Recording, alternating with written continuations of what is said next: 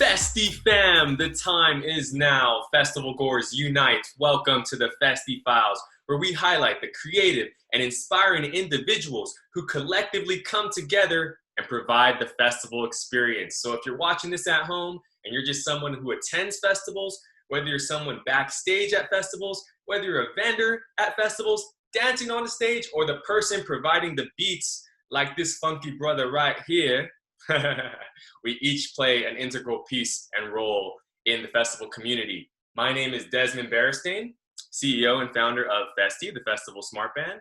And today, all the way from the UK, we have this instantly recognizable DJ, hence, the one-of-a-kind beard. Call him the James Harden of techno, but he asked me, who is James Harden? We'll get into that in a second. So he has some fire tracks, Booty Percolatin, Techno Not Techno, and multiple releases, multiple remixes. He's also released tracks on prominent labels, and he has a distinctive sound of rollicking bass, low-slung funk, and infectious hooks. And they're all beautiful sounds that have caught the attention of artists such as Carl Cox, Adam Beyer, Jamie Jones, Maya J. Coles, Patrick Toppin, Camelphat, Fisher. He was nominated as the best newcomer in 2016 for the annual DJ Awards in Ibiza. He's also accumulated 2 Billboard Dance #1s for his remixes of U2 and Rihanna. He's currently gearing up for the debut of his own record label, All We Have Now, in 2020. And he also has his own podcast. So ladies and gentlemen, give it up for Will Clarke. Will Clarke, welcome to the Festiie Files podcast, brother. What's up, man? That intro was long. I know, man. I know. I had to do it, though. I had to do it for all the people at home. They're all tuning in, staying at home, trying to stay positive. And that's literally why we kicked off this podcast, to shed that positivity, to, comfort festival goers who are at home. I got the little setup behind me, trying to keep the festival spirit alive, man. So, let's get into it, man. How are you, brother? I'm really good, man. How are you? Doing all right. We just got the word that we're staying at home longer. So, we're just trying to tap into our creative side right now. I see you're in the studio, right? Yeah, we got told pretty much in the UK that we're locked down until the end of, or till July. And then July, they might start opening restaurants and shops. But you never know. It might change. Yeah, dude. You just got to take each day at a time. Yeah, it's wild times, man. But, one of the things is since we're at home, we can all kind of go through this self-reflection period. And at the same time, we want people to just do a little research and spend time learning about yourself, learning about others, and just so, like, for example, we can get into your story. I literally remember going to multiple events, seeing you. Shouts out to Billy Kenny. You and Billy Kenny killing it. I remember those days, good times. And, people just kind of want to know the origins. What makes, you're on stage. What got you there? Let's just jump right into it, man. Let's hear about your story, the Will Clarke story. Cool, man. When do you want to know from? I guess that's the question. It's a long story. I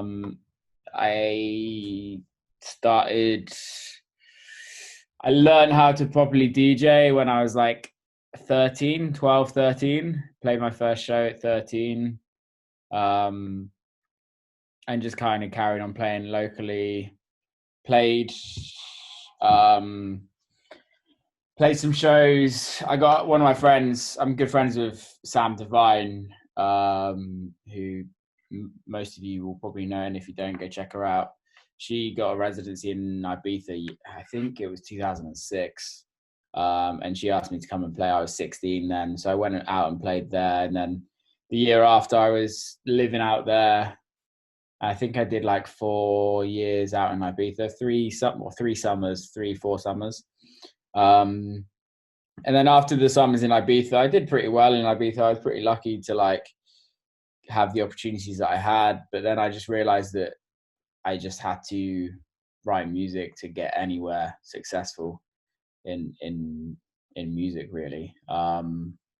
So yeah, I went back. I was probably 19. I was learning to produce music from like the age of 16, but I didn't really take it seriously until I was like 18, 19. And then I just literally locked myself away from like ages of like 20. I'm really bad at dates because I can't remember it. It's so long ago. And then I had a record called Big Booty that came out on Anabatic, which is Worthy's label. And that was the first record that did reasonably well for me. Like that was when like DJs started playing my music. And that was when Jamie Jones, I think it was weird because like all of a sudden like Jamie Jones, Eats Everything, Seth Troxler, they were all playing my records, and I was just like, this is weird. So then I was like, okay, so if Jamie Jones is playing my records, I need to write records for like Jamie Jones. And then I started writing music like that I thought he would like, and failed miserably, and just I quit music for like 6 months because I hated it so much, because I was just like trying to please other people. And from then I kind of learned that like I needed to just write music. Like the reason why they were playing it was because it was a Will Clarke record. They weren't playing it because it was a Jamie Jones record, or Seth, it was a Seth record, or Eats was an Eats record, MK, etc., etc. So then I just kind of realized I had to just write music that I wanted to do. But I was kind of seeing a correlation with like every record or every person that was being successful. They were writing good records, and they were also part of a crew. And I was trying to like see where I would fit the most as in crews. And that's where Dirty Bird came in. So I kind of was like, okay, I need to sign to a crew and kind of just fully immerse myself in that. So I signed a record in 2014 to Dirty Bird. Came out 2015 on the 15-year anniversary. And then kind of we're here now where I'm starting my own, or I've started my own label, had 2 releases on that, and kind of stepping back a little bit was when my sound was kind of evolving into like, I wouldn't say more, yeah, it's easy to say like techno, but I wouldn't necessarily say that I write strictly techno. I don't really like kind of putting genres on it, but it's just different. It's more straighter, more European house music. And it just kind of really wasn't, like if you hear me at a Dirty Bird party, I don't play like other Dirty Bird artists. And I was kind of more and more like I was writing more and more music, and the music just wouldn't have ever fit on Dirty Bird. And that's no disrespect to Dirty Bird. I love the guys, but it just, I kind of needed to go back to where I was and be like, okay, so where do I fit on with my sound? Because this industry is about being part of labels that have a specific sound. So I released a few records on Truesoul, which is one of Adam Beyer's label, and then Adam asked me to remix his record Your Mind. So that got released on Drumcode. Had another EP on Truesoul. Had a couple of records out on Dents and Peakers, Needed Pains. Then had an EP out on Alan Fitzpatrick's We Are the Brave. And then that, like, as I was doing that purposely so that I can kind of be more in the European sound of things, rather than on the American kind of Dirty Bird bassy kind of side of music. And during that year of me signing to Truesoul, Drumcode, We Are the Brave, Needed Pains, I was setting up with my team, my label, All We Have Is Now, for the release in January this year. It's just come by. and now here we are, we're in second release on that. So yeah, that's a very kind of short story of how I've got here, but that is how I'm here today, really. Yeah. Yeah, that's awesome, man. I mean, thanks for sharing that. You mentioned so many important and key points. One of them was when you said you literally stopped producing or stopped, put your career on hold for six months. Talk about that and how you mentioned it was kind of needed in order to get back to the authentic, organic sound where you're creating for yourself. Because I'm sure there are a lot of artists and people at home right now, some of them going into 2020 who are very excited about the year. And everyone's at home right now trying, and there's a lot of beautiful sounds that are going to come from this, you know. But just talk about that, because that's something that's tough, but sometimes you have to do it. Well, for me, it was like I wasn't that happy with what I was writing, and I was just like, literally every time I'd go in the studio, I was just like getting down, and I wouldn't say depressed, but it was just fucking rough, because it was at that level where I wanted to be full-time in music and I couldn't be, and I wasn't. And it was realistically, it was because I wasn't good enough. And I think that's the thing. But it's weird. When I quit, I didn't quit. Well, I did. No, I did. I quit, but I wanted to open a nightclub. So I was actually I was like very close to opening a nightclub, to the point where I had the keys and I had electricians going in and doing the work, and we were planning the opening and everything like that of the nightclub. But then there was some issues with the landlords of the venue, and the day we were going to go in, we started the day with electricians going in, and then we had a meeting with the landlords, and they wanted to triple the rent or double the rent. I can't even remember, but that kind of closed that project down, and that made me have to go and make music again. So it was kind of the landlord's fault that I'm actually here, because I don't know if I would have always been a dream of mine, but I don't know if I'd be here if it wasn't for that. So yeah, it's probably a good thing that happened. Yeah, the landlord was like, let me just make it so you have to go back to music. And yeah, then, pretty much. Yeah, but even like having that little breather away, talk about how that maybe, and then going back into it, did that ramp up your work ethic? You mentioned that you said, oh, I wasn't good enough. Like, let's talk about that. Let's talk about that. Because, for example, people are probably at home right now, and I even took a stab at it, like mixing and doing that. And I realized I'm not getting in my 10,000 hours, probably minimum. It's going to be a while before I'm just out there traveling the world doing this full time.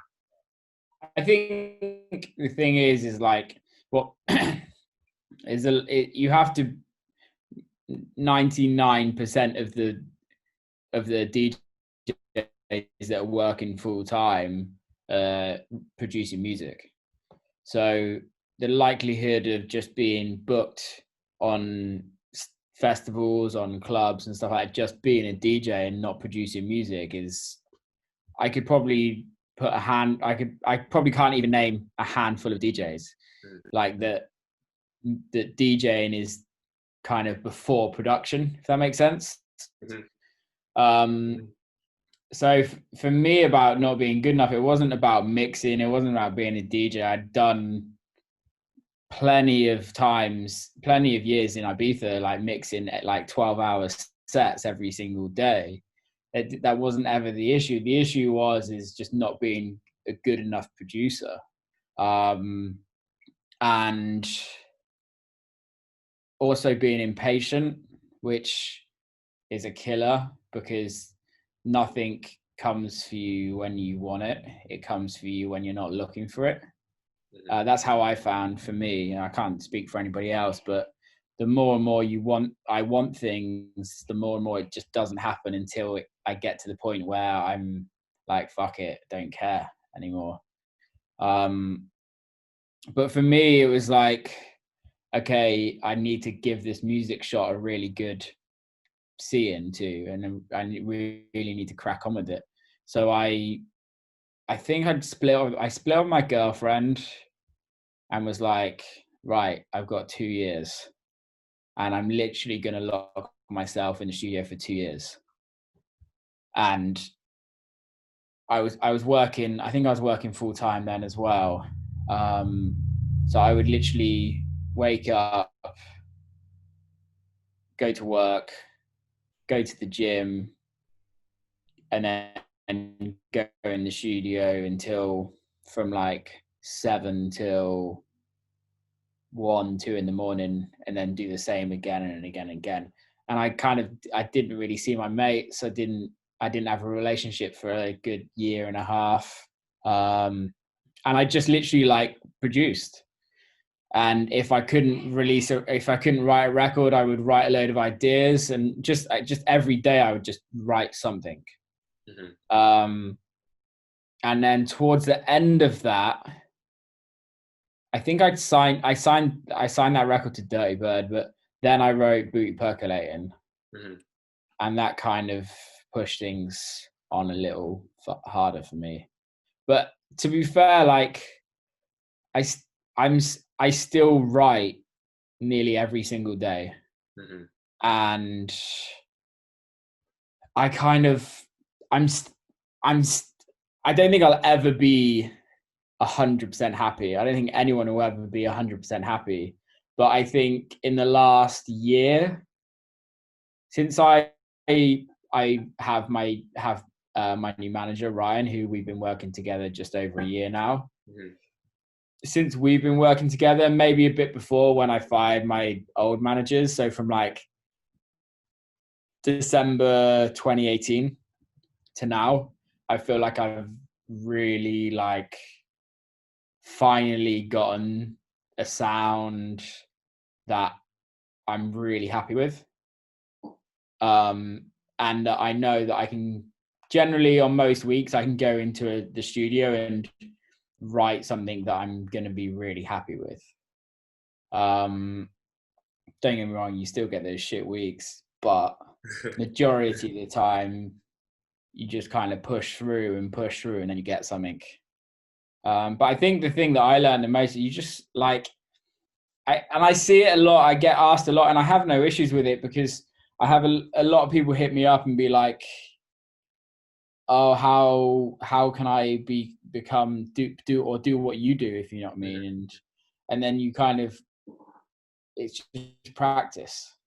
It's like I'm like trying to go into different things as well as music at this moment in time. So I'm like really working on like fashion stuff as well. And I'm just like, I'm literally at the bottom. I know a little bit, if you know what I mean. But for me to get to where I want to be, I have to put in the hours and just keep practicing and keep going and keep pushing and keep pushing and keep pushing. And I know that that's going to take me probably 5 years. Yeah. But what I have to do in my head is like, do I love it that much that even in 5 years, if I haven't made it to where I want to be, will I keep pushing? Exactly. And if the answer is yes, then I'm going to go for it. And even if I say in 10 years, I'm not where I want to be, but will I still keep pushing? And the answer is yes. And it's the same with music. It's like, I'm nowhere near where I want to be in music. I know people will kind of chop off their arm to be in a position where I'm at, but I'm nowhere near where I want to be. Mm-hmm. So I think it's just, for me, it's just that drive to just want to achieve more. And it's weird because when you achieve more, it doesn't feel like you achieve anything, it doesn't feel like I achieve anything. It's like one of our goals for the record label, we want every like single release that we put out to hit 1 million streams within a couple of months. Wow. And with the first release we did that, and on the second release we're coming a lot quicker with that. But once we hit it, I'm like, is that it? Is that all it, like, there's no feeling, if you know what I mean. It's like, yeah, great, we did it, but now what's next? Yep. So yeah, that's kind of the constant battle that I have with my, and I think a lot of people have when they're trying to better themselves. I don't think there's no one at the top. There's no one that's like, I don't think there's ever a time when you're like, yeah, I've made it. Don't know, because I'm nowhere near where I want to be. So who knows? Yeah. Well, thanks for sharing that, man. You put out some beautiful tracks.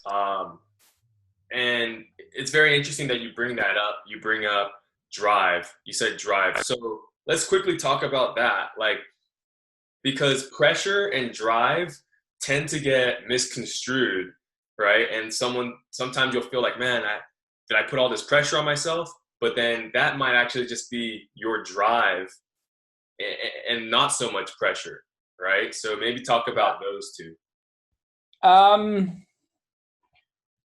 I think they go hand in hand, personally. But I think, I don't know. It's a tough question, because I guess, yes, I'm always driven to do more, but sometimes taking time out is the best thing to feed the drive.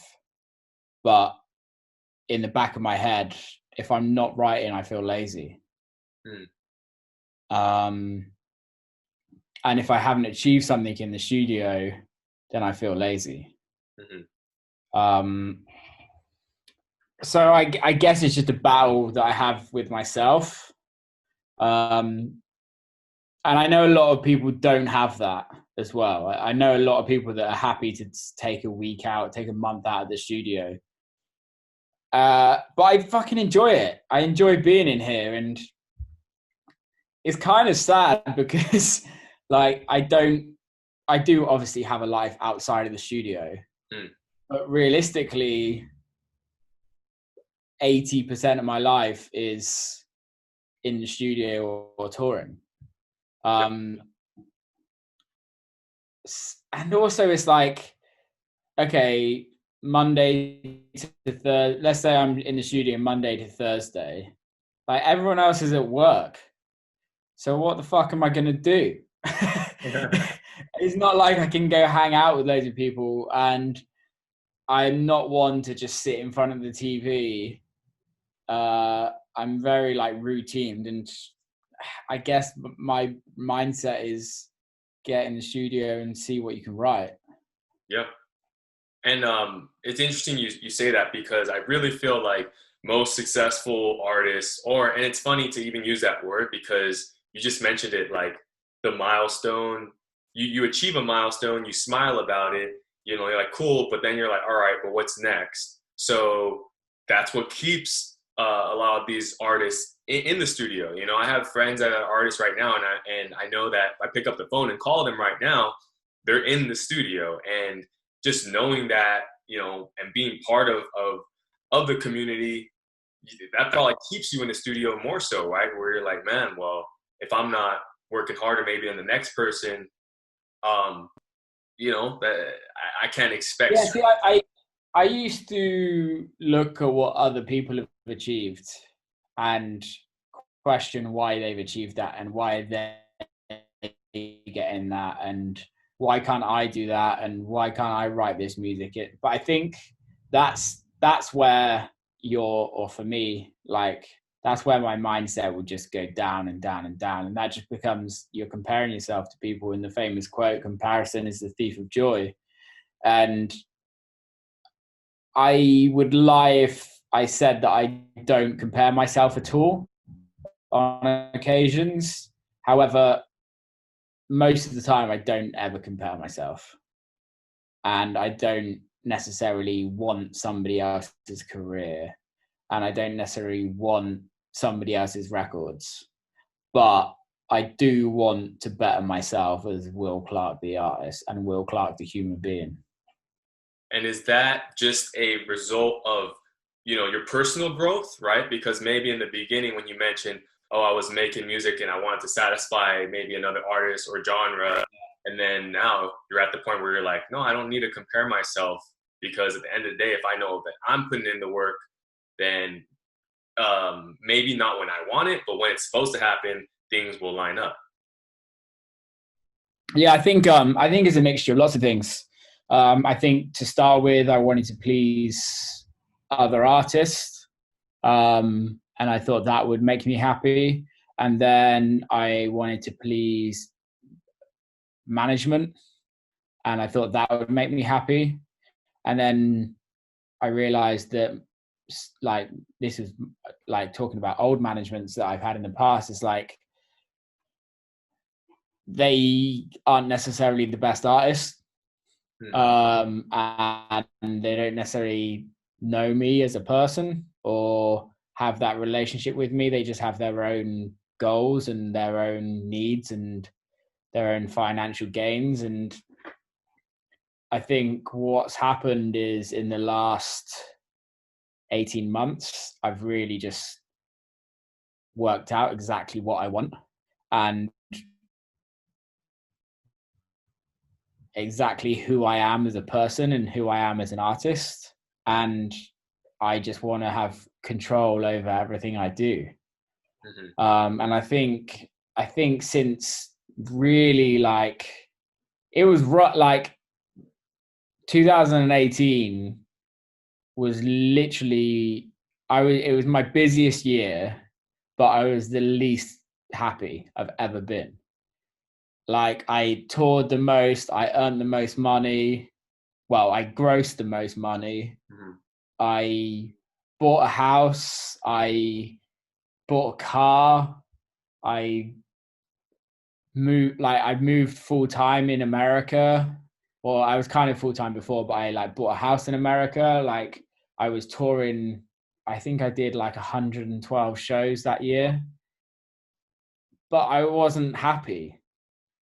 And for me, it was weird because I was just constantly battling, why the fuck am I not happy? And I couldn't work out myself. And I'm lucky that I'm pretty self-aware. That's generally just due to my parents, because my parents are therapists. So I've had constant therapy my whole life. But it's I'm pretty self-aware, but I wasn't giving myself the space to work out why I wasn't happy and why I wasn't progressing to where I wanted to be.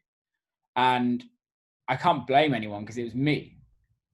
And it was just the fact that I wasn't sticking to who I was as a person and who I wanted to be as an artist. I was kind of always moving the goals because my managers wanted me to do this and my managers wanted me to do that. And rather than me growing the balls and saying, no, this isn't right, I shouldn't be doing this. This is where I want to be. And what we're doing is going to take me here rather than here, closer. So yeah,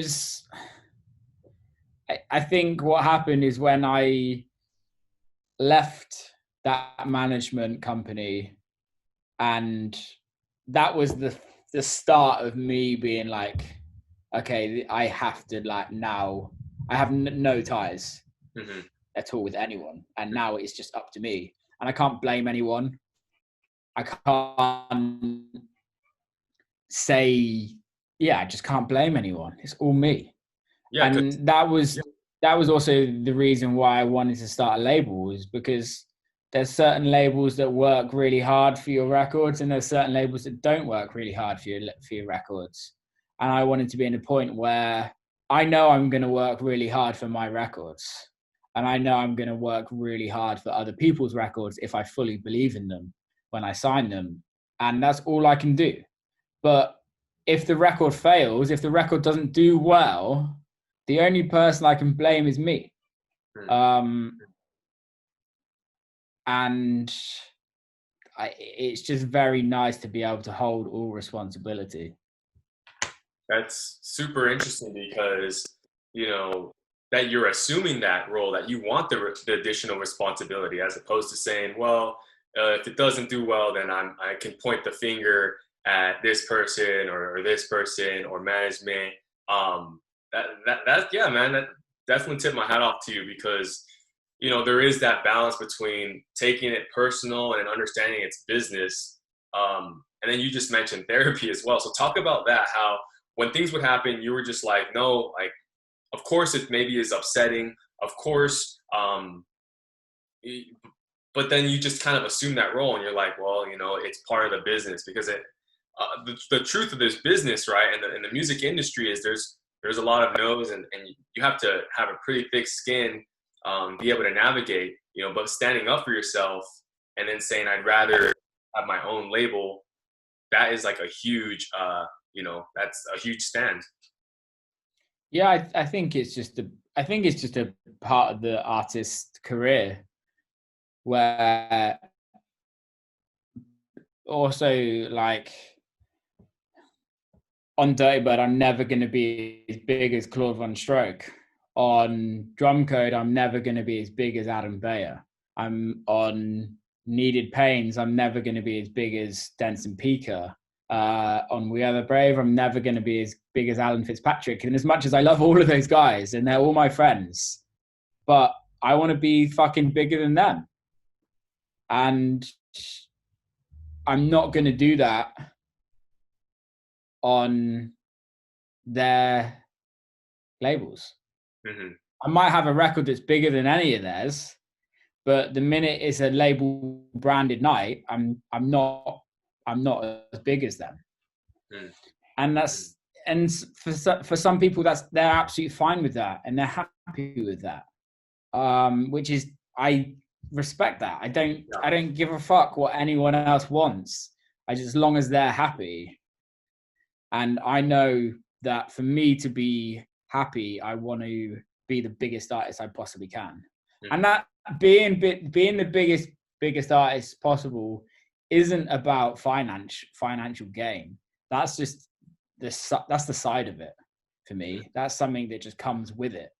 For me, it's just being able to have as many people listen to my music from now and years on, and from years when I've gone. That's kind of what for me is that I've always wanted, is just more people to listen to my music than not. Got it, man. So it's interesting because you mentioned that year, you know, circa 2018, you had grossed the most, you had bought a house, you had bought a car, all these accumulation of physical, tangible items that are usually equated to happiness and success, right? But inside, you just felt a certain something was off, right? And you're like, you know, maybe talk about that, because obviously we live in the era where everyone's like, I want this and this and this, and also the impatience. But you're literally someone who has gone through that path, hit those milestones, and then realized, no, there's something more important. Yeah, I think we all know deep down inside, materialistic items don't make you happy. Mm. And I think that's the thing that I just noticed, really. And I realized it pretty quick. And it's not like I was like balling. It's not like I'm not at the point where I'm earning shitloads of money, but like I have a nice life, if that makes sense. However, I'm buying shit does not make you happy. I can tell you, last week I spent £30 and I've been the happiest I've been in a very fucking long time. And for me, it was just like, it's just that realization is like, so society like, not all society, but a lot of society tells you, like, you buy a house, you buy a car, you get married, you have kids, etc., etc. And it's like, well, why? why do you have to do that? Does that make you happy? And I think that's the thing, is like, and some people buying a car makes them really fucking happy, and they can wake up every day and they can go and enjoy that car and they love it and it makes them happy. If you know what I mean. Some people will go and buy some $5,000 pair of shoes and it actually makes them happy. They actually love it. And if that's your thing, then go for it. But for me, like, being happy is doing what I absolutely love, and there's no one, not no one. I'm not can't really think of the word, but I'm not compromising with what I'm doing as an artist and as my career. Of course, there's compromise in life, and compromise is healthy.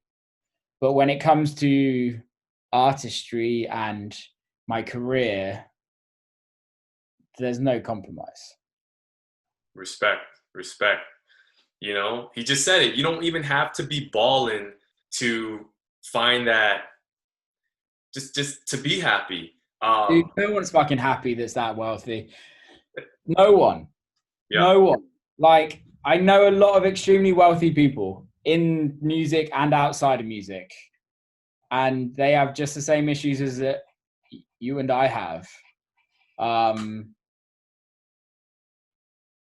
Money makes life easier, but also, like, why the fuck are you going to the club and spending $2,000 on a bottle? Like, what are you doing that for? Instagram likes? Are you doing that so all your friends think you're happy, but deep down inside you're not? Like, come on, get real with yourself. Yeah. It's not what life's about. Go and enjoy. Go and have fun with your friends. Go and do all of that.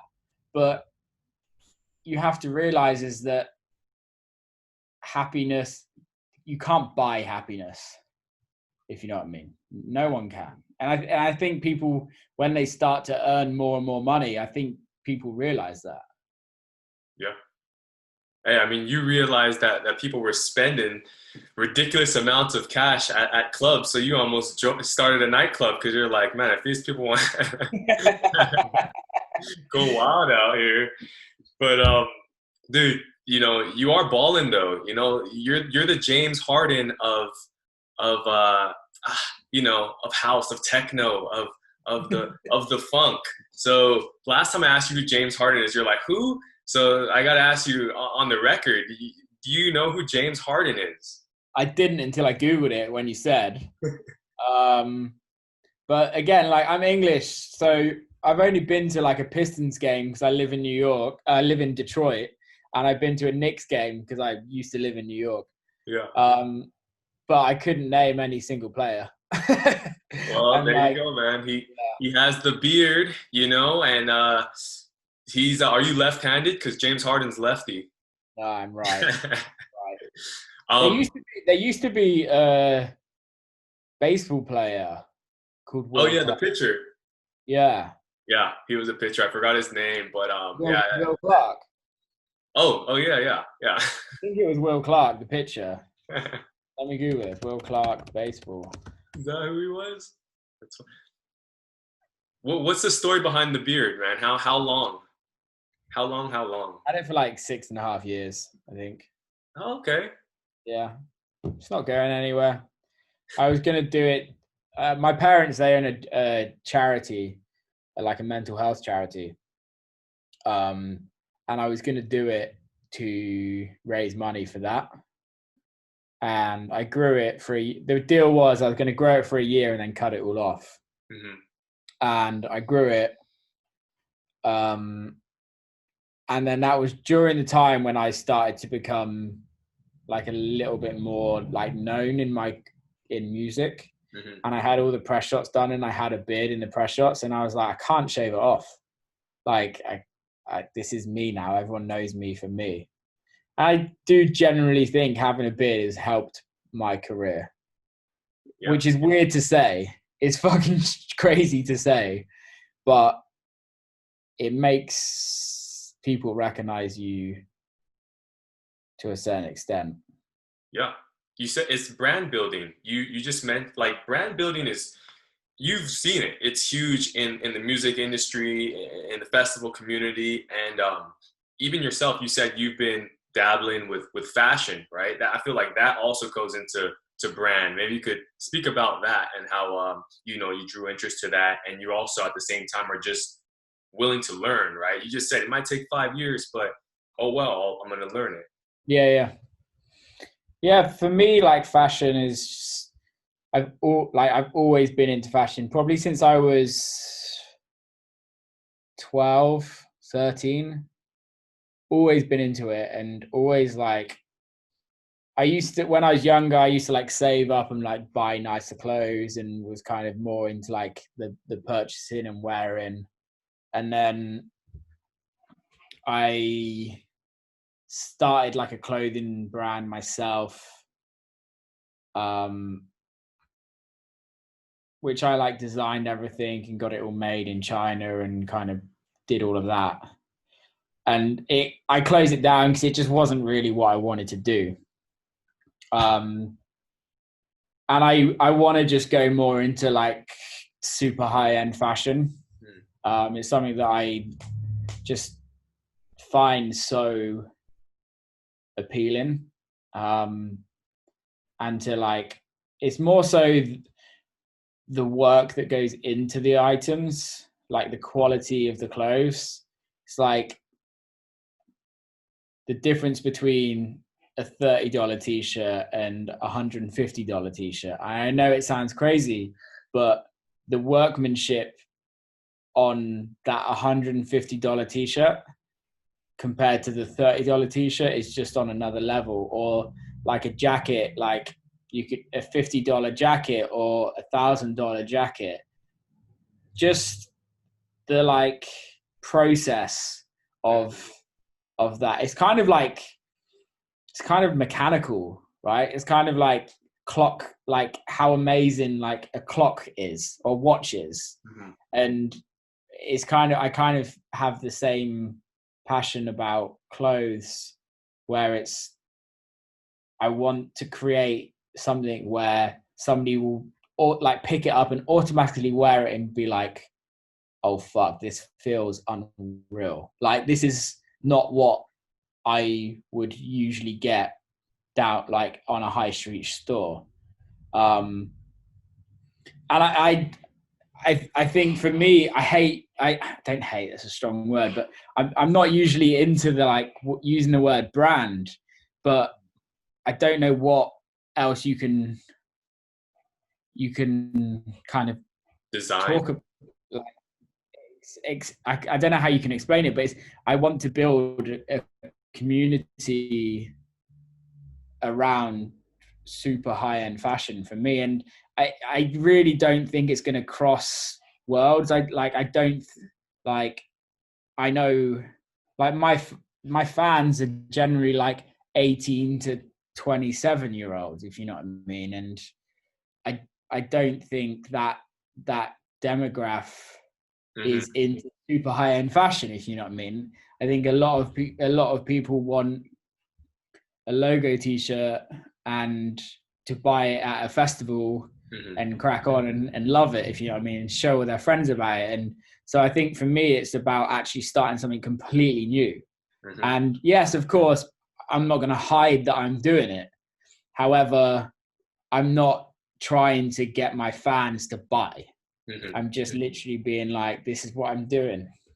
Yeah. If you know what I mean. And I want to build a Will Clarke in the fashion industry outside of music. Yeah. They both go hand in hand, of course. But I don't want to be pushing. I don't want to use Will Clarke as a DJ, as an artist, to make my fashion successful. I want to make the fashion side of things so fucking good that it's going to be successful. It's awesome.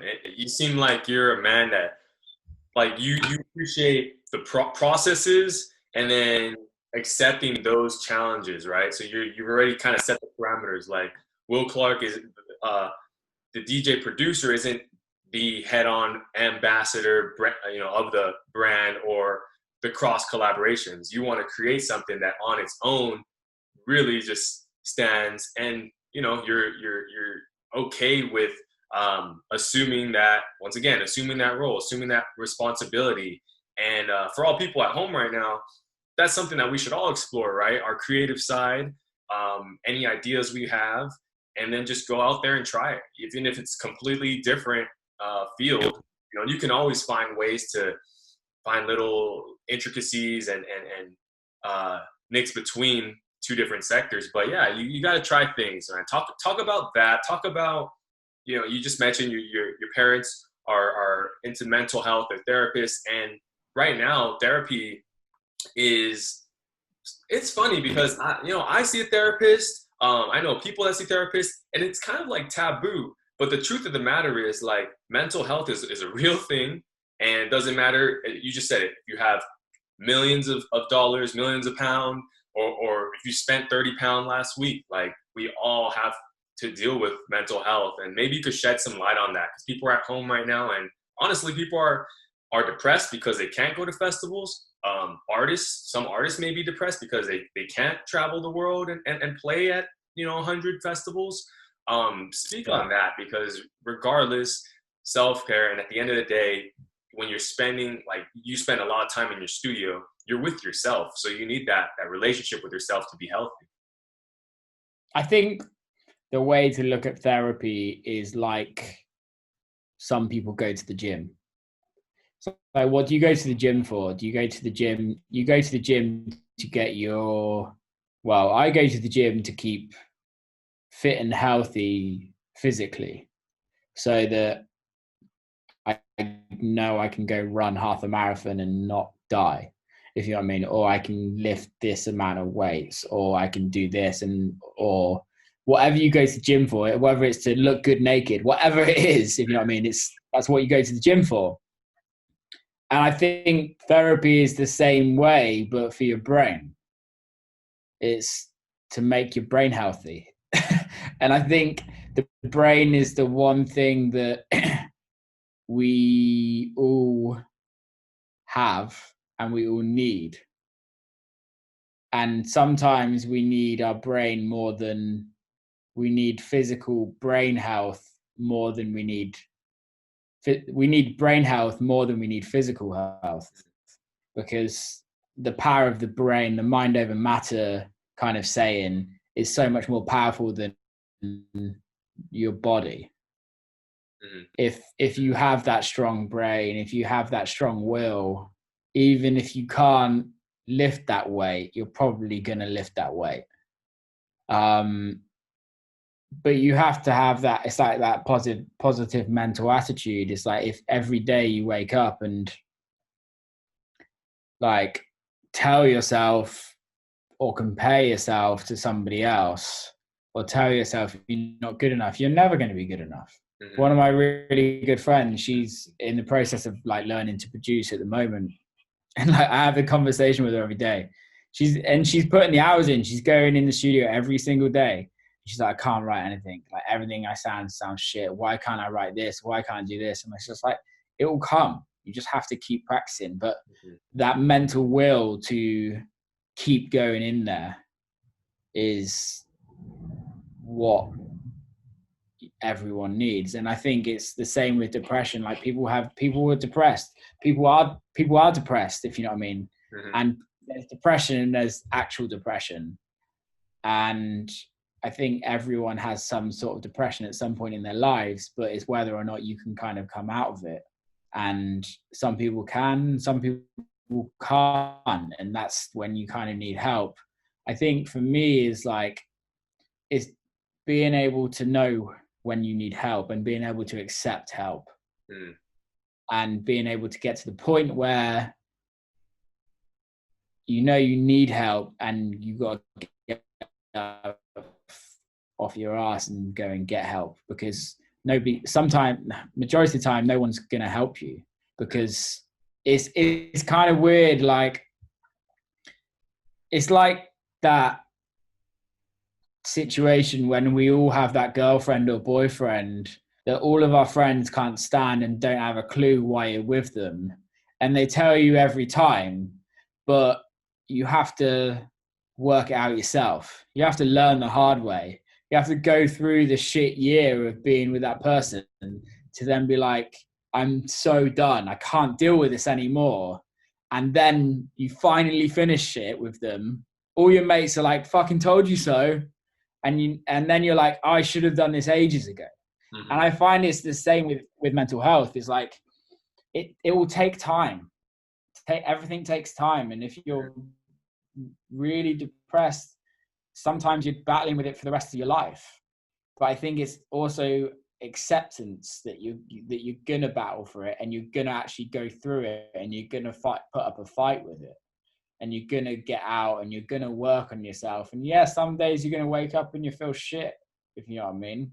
But if you can know that you're putting the work in to make you a healthier person mentally and physically, then you know the next day might be better, or the next week might be better. Yes. So let's talk about that real quick. If you do wake up and you're like, it's not my day, or obviously you're kind of setting precedent for the day because you're already kind of putting that energy out there. I have a quote, be the energy you wish to receive. But we've all gone through it. We've all gone through amazing days, and then a day where you just things are off.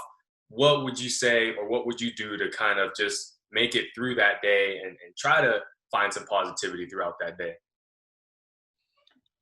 I think it just depends. It's really tough. Some days it's just a write-off, just tap out. But it still doesn't mean that day is going to be good if you accept that it's going to be a shit day. Doesn't the fact, like for me, if I have a shit day, I'm really fucking annoyed. I always go to the gym every morning. I go and train. I do some sort of exercise. So I still do that. And even if it's a shit workout, I still make sure I do it. For me, the biggest thing for me that kind of triggers it for it to be a bad day is I get in the studio and I get caught up doing loads of admin shit. Mm-hmm. And then I finish the admin shit and then I get to write and my brain is just like, oh shit, I don't know what the fuck I'm doing. Which happens on a regular occasion. And I guess then it's up to me to whether I let that get to me and I take that feeling for the rest of the day and just feel sorry for myself, mm-hmm. or feel in a piss or feel moody or feel frustrated, or I do something about it. If I do something about it, I might just completely leave the studio for a day. Mm-hmm.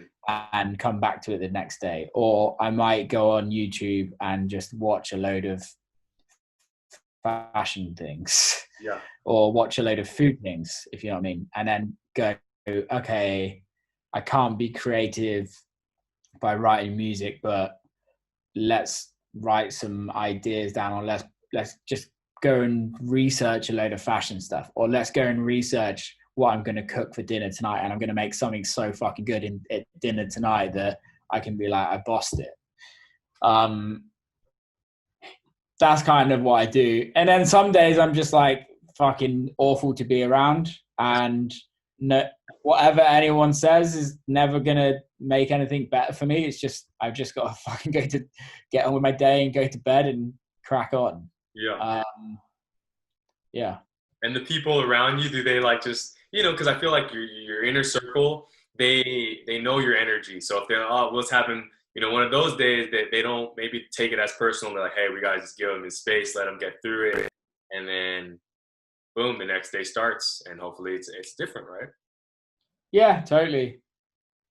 I don't really have many people really that see me on a day-to-day basis. At this moment in time, I'm back in the UK, so my parents live next door. So obviously they see it, but they've been used to it for the whole of my life. but like I don't have a girlfriend or anything like that, so I guess she doesn't see it. And all my close mates, they don't really see me around the studio. And if I am in the studio and having one of those days, and then I do go and hang out with my mates, I don't take that to them. I kind of, realistically, it's just taking myself out of the situation, out of the room that is causing that, or that I'm allowing to cause it, if you know what I mean. Because it's all me. My fucking studio is not making me feel like that. It's me making myself feel like that. So yeah, that's how it is. But I think also it's just about having a balance in life, which I still haven't fucking worked out, because I kind of try to have a balance on how much work I do. I put a folder together for my manager of like all of my unreleased records from this year and last year that I would release potentially. And there's like 57 records in there. Wow.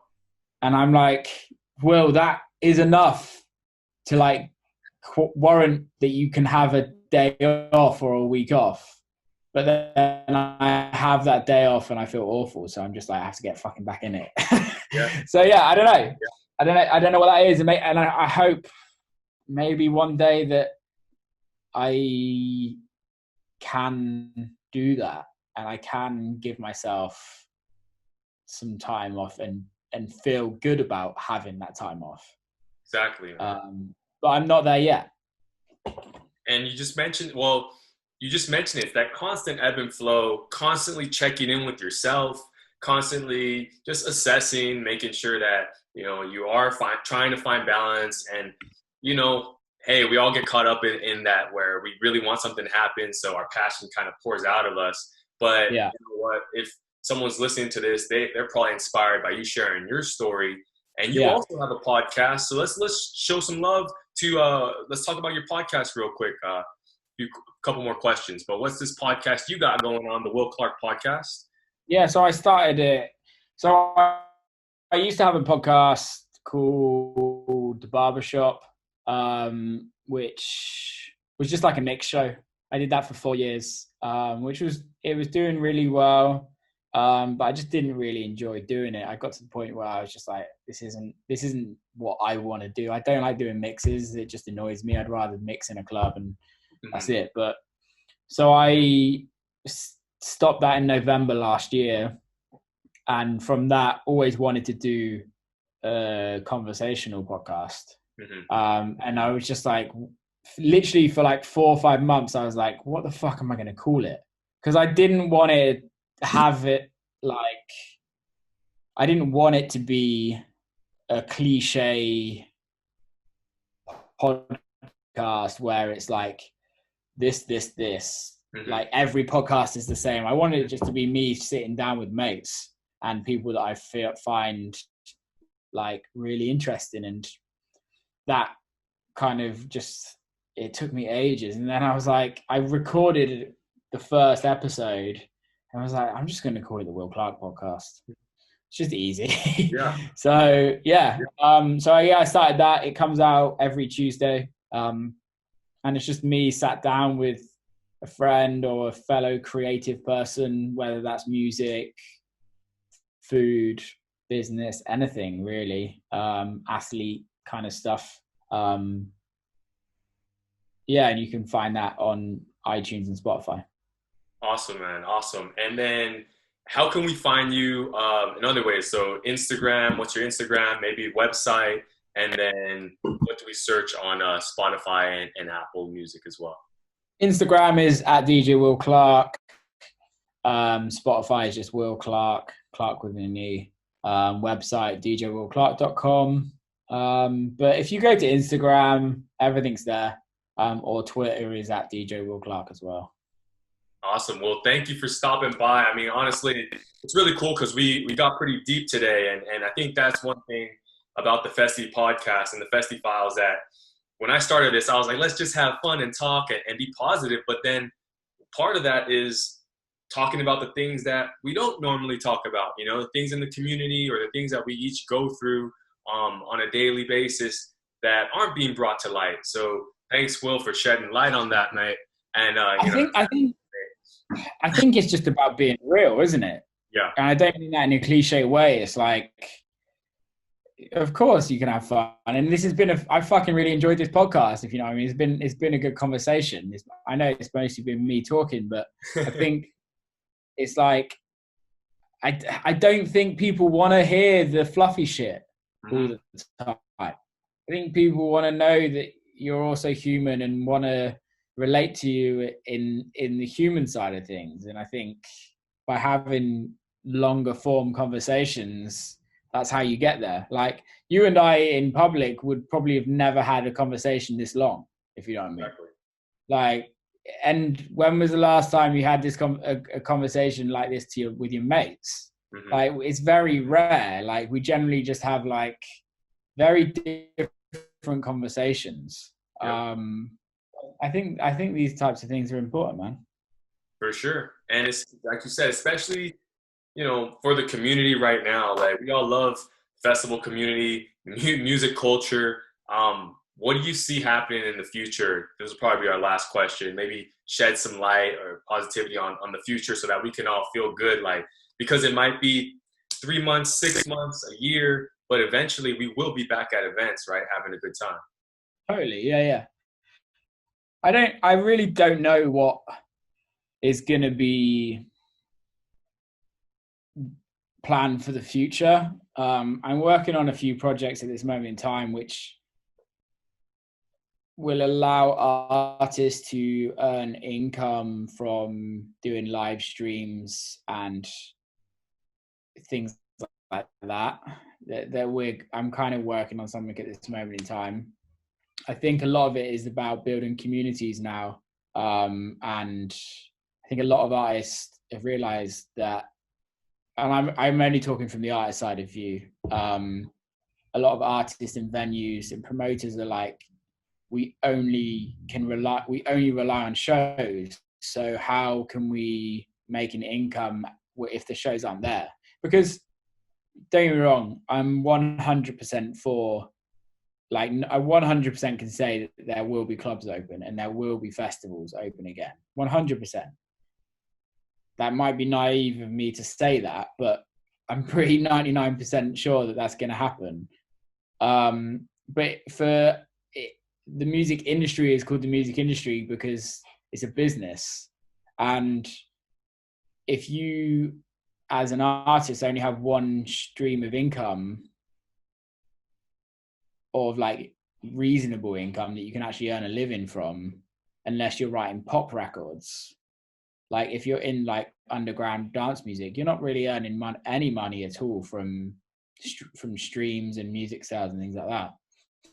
So I think it's going to be like a big change on how the artist and the fan relationship is kind of going to go.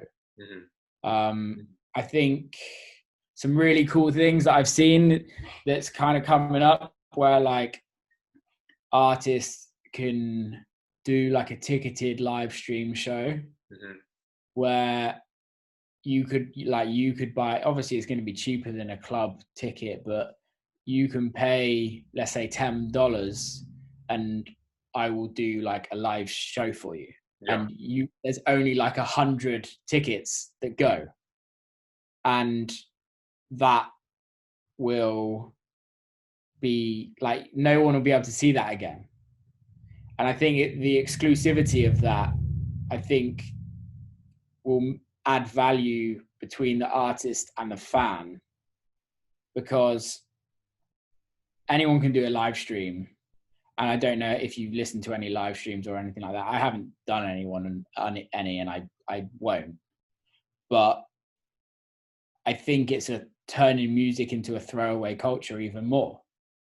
And that's just my personal opinion. I know people love them, and I know people think they're great, but I know a lot of people will be like, oh, this person's on Instagram Live, let's just go on this. and they go on it for 10 minutes, then turn it off.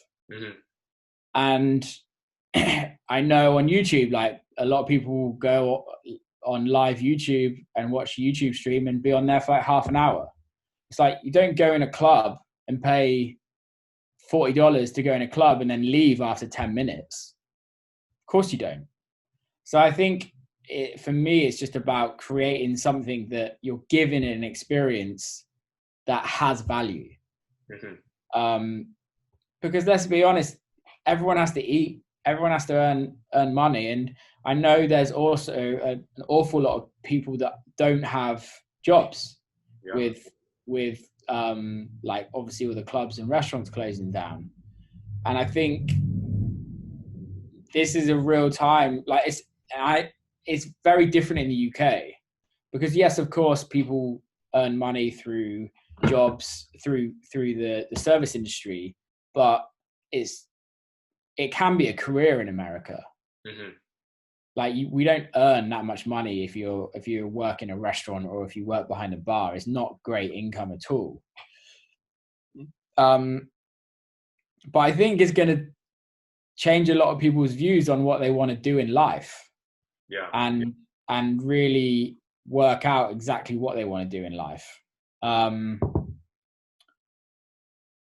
kind of just babbled on, but you mentioned it, like literally I understand that, where as an artist, as a fan of the culture, you look at it and you're like, man, it's not supposed to be that way though, where you could just, I'm gonna spend 10 minutes here, let me jump over here. It's almost like the oversaturation of being able to just jump from one thing to one thing. So hopefully, we can come up with creative ways and innovative ways that are more immersive. So yeah, you do have to spend 60 minutes of time, and then you'll get the most out of it, right? Both ends get the most out of it at that point. Well, I also think it's like, I think it turns down, I think it's like Kevin Kelly, 1,000 True Fans. I don't know if you've seen that, but it's like, if you have 1,000 fans that truly love what you do, and they will buy everything that you do, and they will support everything that you do, you as that artist you're gonna care about those 1,000 fans so much more than anyone else. And I don't mean that in a horrible way. It's not because you're just using them to earn money from them. It's you're building relationships. And I'm gonna do a post this week. I think it's gonna be this week. About my record label, is that like, I'm looking for creatives, I'm looking for artists, but I don't just want you to send me a SoundCloud link. I want to actually like get to know you as a person. I want to be able to mentor people, and I want to build relationships with people. And I don't just want music artists. I want people that like that are like artists, or that are amazing painters, or I don't know, like any creatives, and really build a community from that. Because I think realistically, music, which is kind of sad, music is a throwaway art now. You can't go into a gallery in New York, pick up a painting off the wall and just walk out with it. Or you pay $10 a month and you can go into any gallery in the world and just take the painting off the wall and put it on your wall for as long as you want. And then when you don't want it, you go and swap it. It's just how all the streaming services are. Like how many times are you in the car with somebody where they listen to 30 seconds of a fucking song and then switch it?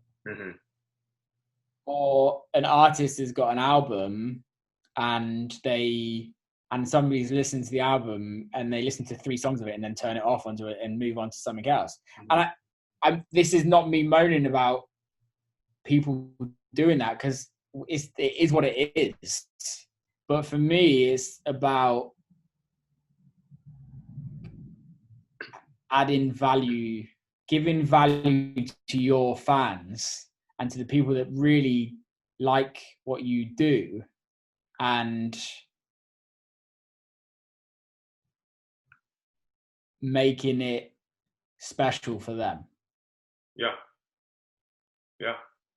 And you just talked about your label and how you're trying to make it a different form of a community where it's not just we'll talk about that, where what stands out to you, like when you see maybe from another artist, or what do you see and you're like, wow, that's pretty inspiring, or what type of creators would you like to bring in? Or is it the creator that puts in the hours? Is that something that you don't even want to have to question?